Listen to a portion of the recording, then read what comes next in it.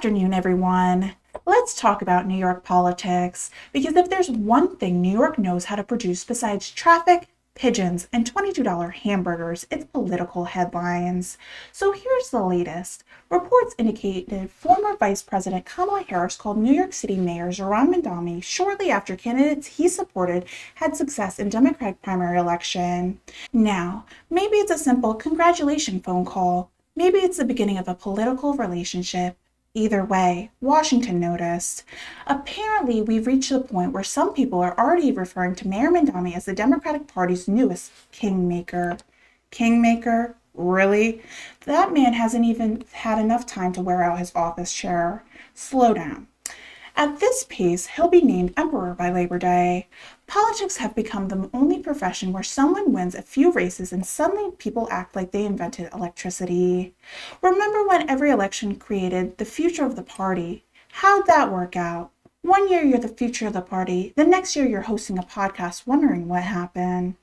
Now, let's talk about Kamala Harris. If she decided to run in 2028, and that's entirely up to her, she would be stepping into a Democratic Party that looks very different than the one she campaigned in before.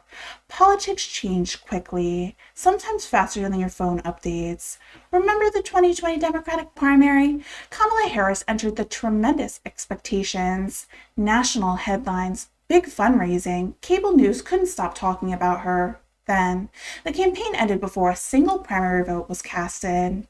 Politics is one of those few jobs where yesterday's foot runner can become today's trivia question.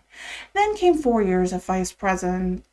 Then came 2024 presidential election. Republicans won, Democrats lost. Now we're already talking about 2028. Washington wastes absolutely no time. Most people lose one election and take a vacation. Politicians lose one election and immediately start calling donors before concession balloons hit the floor. But here's my favorite part. If Mayor Mamdani really becomes the Democratic Party's kingmaker, imagine the pressure. Every endorsement becomes political roulette. Back the winner? You're a genius. Back the wrong candidate? Congratulations. You've just gone from kingmaker to king mistake. That's a short reign. History is filled with political superstars whose career peaked somewhere between magazine covers and election night. Remember all those candidates who were inevitable? Apparently, inevitable has become Washington's way of saying, we'll see. Let's also remember something. Democratic primary voters don't always agree with one another. Some want moderation, some want progressivism, some want something entirely new, and some are probably still wondering how campaign season somehow started 3 years before Election Day. Only in America do we start talking about the next presidential election before everyone finishes unpacking from the last one. Somewhere there's a consultant saying, you know what America needs? Another focus group. If Kamala Harris runs, she'll have to persuade Democratic voters she's the best person to lead the party.